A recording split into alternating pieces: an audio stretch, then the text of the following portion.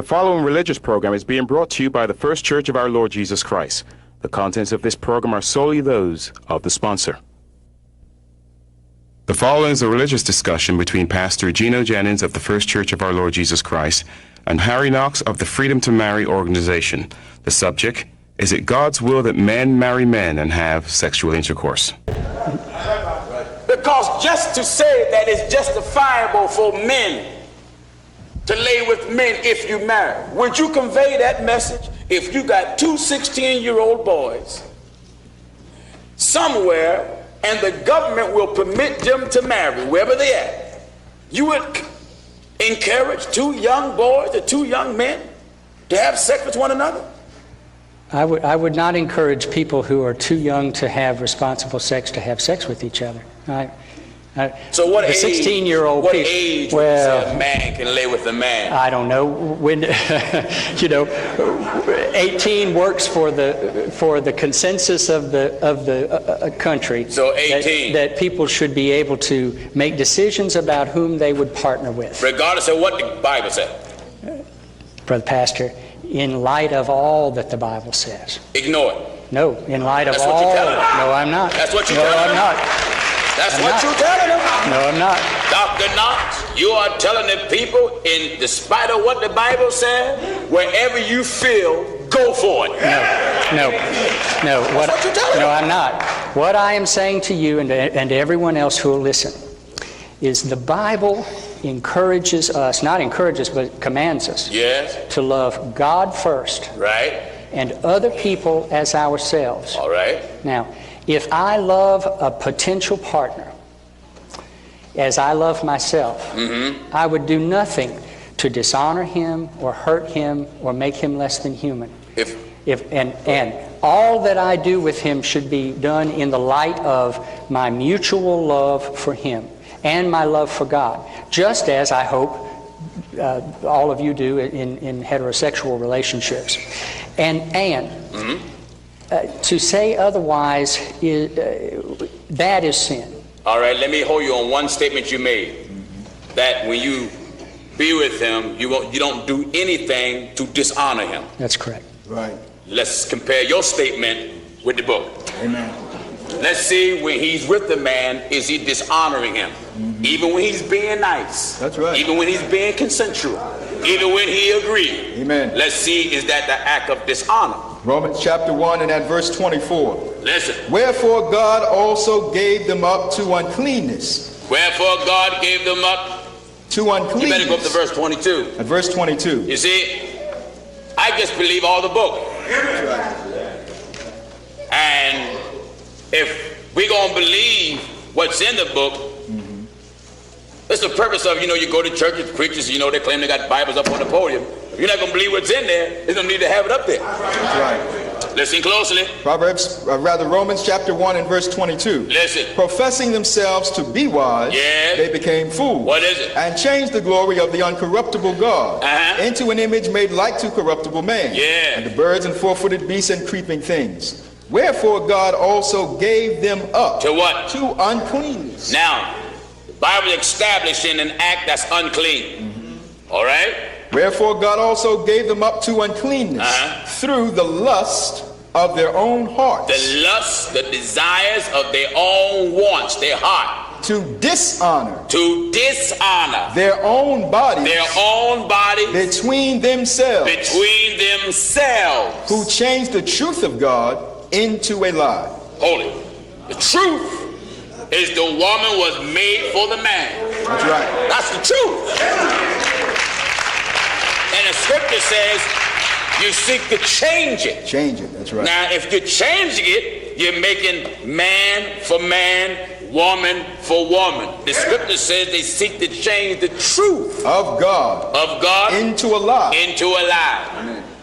Listen. To dishonor their own bodies between themselves, who changed the truth of God into a lie, and worshipped and served the creature more than the Creator. Who is what? Who is blessed forever. Amen. As a result of that, what did God say? For this cause, God gave them up unto vile affection. What is that vile affection that God is speaking of? For even their women did change the natural use into that which Hold it. What is the natural use? The natural use for the woman is what?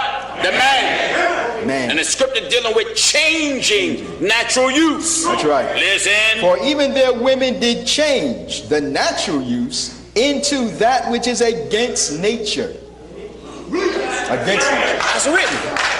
Do you believe that? That if a man loveth a man or a woman with a woman, it's against nature? I do not believe it.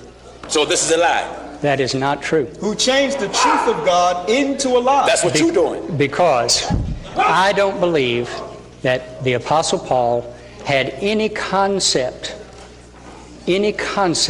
Paul? Paul had any concept of... Now, let me finish. Go ahead and finish, Doc. Let me tell you one thing first and foremost. I'm not a doctor of ministry or a PhD. I don't know where we decided I was Dr. Knox. I appreciate the honor, but it's not due me.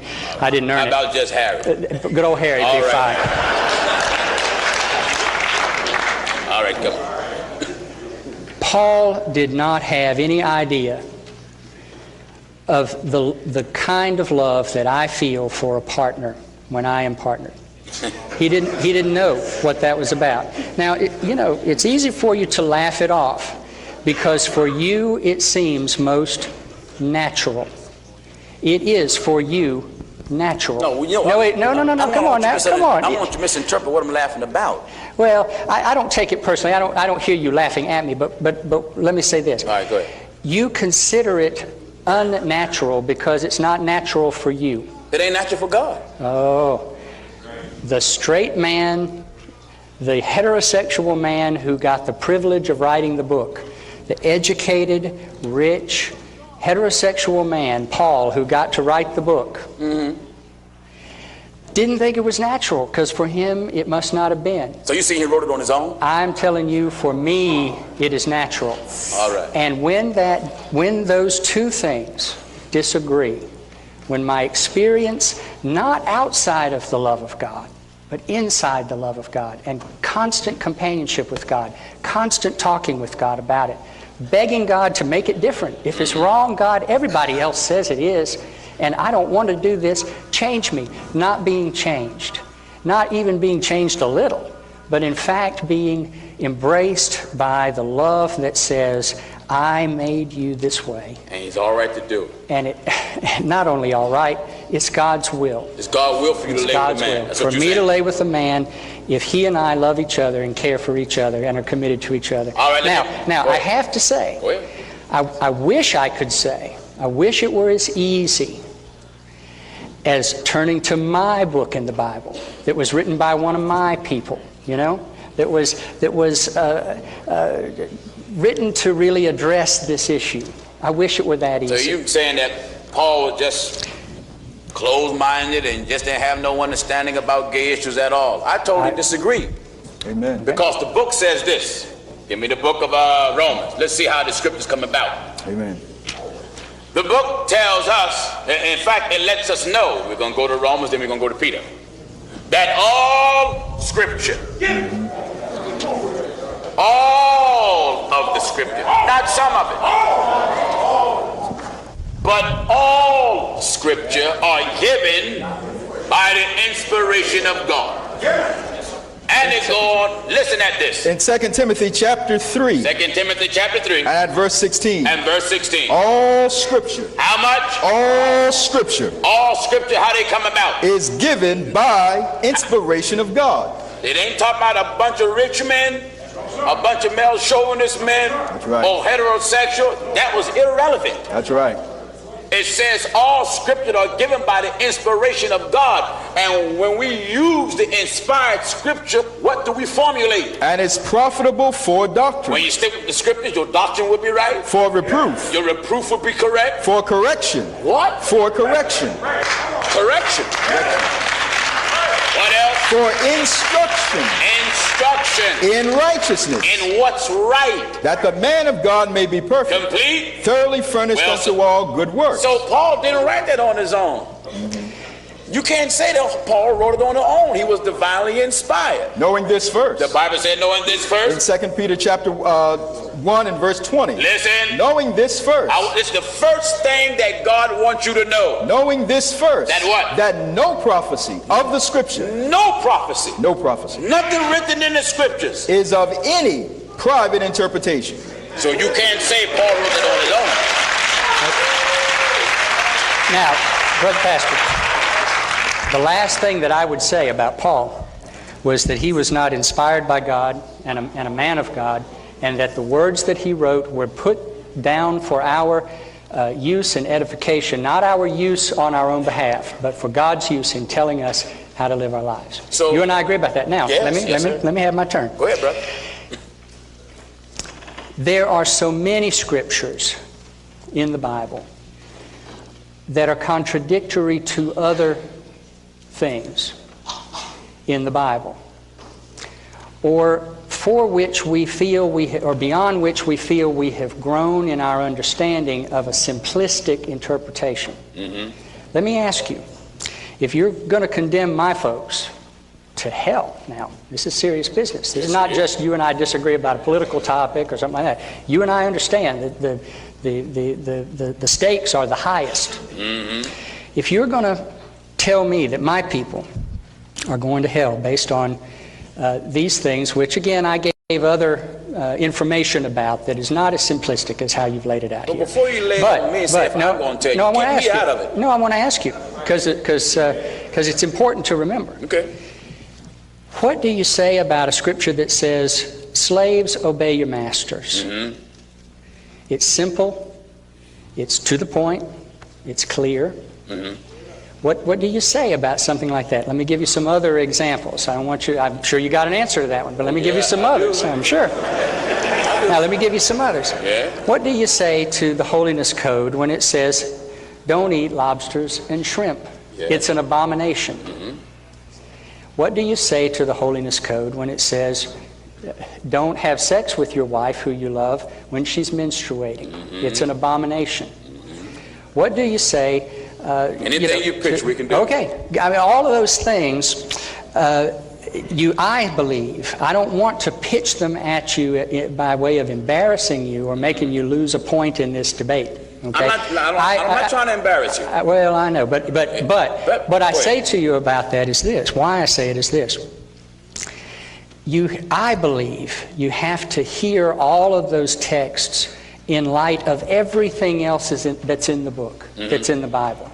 All of the messages of God standing on the side of people who are misunderstood or powerless or strangers. All of the things that the Bible says about Jesus' decisions to eat with people who were sinners, and not to justify their sin, I don't say that, but to say to people, come and be with me. Exactly. I know you're not understood by everybody else, but I understand you. All of that has to be a part of the mix. The love of God, not just the condemnation of sin. God will convict us. If we're wrong, God will convict us in our hearts. The other piece that for me is a proof, not just what's in the text. The other things that are. You don't take what's just in the scriptures. No, I don't. And you and I probably disagree about this. You go outside of the scriptures to justify yourself? I justify things that I believe in through four different things. What are they? The scriptures are first, always. The tradition of the church, what we have learned from being the body of Christ together for many, many centuries. My experience, I believe, is a gift of God to me and to all of us. And God says that it is. And the reason that God has given me, the ability to reason and think things through. All four of those things from my tradition, the Wesleyan tradition, the United Methodist tradition in which I grew up, have value, not equal. Not equal. The scriptures are more important. The Spirit is more important than experience or reason. But all of those things are important. And it's just not kind, finally. Well, you're for people who... yourself. I'm not. If you're saying the scriptures is more important than all the things that you just mentioned, then why do you diminish the importance of the scriptures? I don't diminish by saying you don't believe them. I don't say that. What I'm saying is, when I studied Romans, I didn't stop with 1:26 and 27. We're not going to stop. I went through the whole thing. You know, when I studied Leviticus 18:22, I studied the whole holiness code. Yeah. And what I learned about it was, God calls us to be special and chosen to live differently from the people who are not believers You're around us. saying God have chose the gay community to live differently? No, by us I mean believers. All of us who are Christians. So a Christian is supposed to live their life like Christ? As much as we can, sure. So if we're going to strive to live like Christ, was Christ gay? Christ was not married. Christ, Christ, as far as I can tell in the Scriptures, never had sex with anyone. We don't know that. Does the Scripture teach that Christ will marry the church? It does. It does. Is the church called wife? Yes, by authors. Again, by authors who understood a male-dominated society, with which I simply don't think the Bible takes. If you want to deal with Christ marrying, we can deal with that. The scriptures talk about how Christ will present unto himself a glorious church, and it compared the presentation of the church to Christ. And compared to the presentation of Eve to Adam, does it not? It does. So if it was God's will for men to sleep with men, for the Christian community that are looking, to the gay community that are listening and watching, all we're asking is if it's God's will, and if it's justified by heaven, because there is no greater justification than what comes from heaven. That's right. Then let us go to the scriptures and see, where do God justify us? You keep telling me that this is I feel as though. Give me the prophet Isaiah. I want to compare his feelings with God's feelings. I want to compare his thoughts with God's thoughts. Amen. I want to see, does God feel about things the way he does? That's right. Let's listen at what God said. Amen. God Almighty said, my thoughts are not your thoughts. Are not. Isaiah chapter 55. Isaiah chapter 55, and we'll begin at verse 7. Listen. Let the wicked forsake his way. You hear that? Let the wicked leave his way. And the unrighteous man his thoughts. Now, you're referring to your thoughts and saying that you think that you're justified to do this. And the Lord said, forsake your thoughts. That's right. Listen. And let him return unto the Lord. Go to the Lord. And he will have mercy upon him. And he'll be merciful unto you. And to our God, for he will abundantly pardon. Yeah. For my thoughts are not your thoughts. God don't think like you do. Let me give you Jesus' word on this. In Luke 12, the Pharisees come at him with this kind of an argument. Okay. They're going to try to trick him. They're going to try to trip him up. All right. And he tells them a parable. And then finally, in frustration, it's clear from the way the text is written, he looks at him and he says, why don't you just judge for yourself what is right? That's what Jesus said? That's what Jesus says. And what he means by that is not based on your own desires, of course. But he says, I've been telling you the truth. I've been telling you the truth. And of course you're going to find a way to trip somebody up. So you're saying you're telling Jesus me the truth, says, and I'm trying to find a way to trip you up. That's what you're saying? I believe anybody who would watch from this program, from my perspective, would think you're trying to trip me up. Well, but that's all right. Again, let me make it clear. No. This is not what I'm trying to do. Out of this whole discussion, I'm the only one running to the scripture to justify what I'm saying. I'm not trying to trip nobody up. And Brother Pastor, I am not saying to you that I feel at all defensive about this. I don't feel afraid or worried about any of this.